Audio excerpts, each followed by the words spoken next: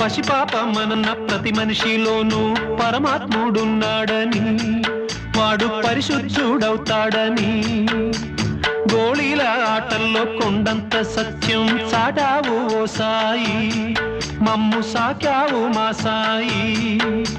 వాసనలు వేరైన వర్ణాలు ఎన్నైన పూలన్నీ ఒకటంటివి, నిన్ను పూజించ తగునంటివి.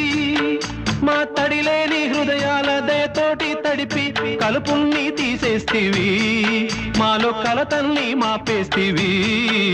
మా పాపాల తొలగించు దీపాల నీవే వెలిగించినావయ్యా, మమ్ము కరుణించినావయ్యా.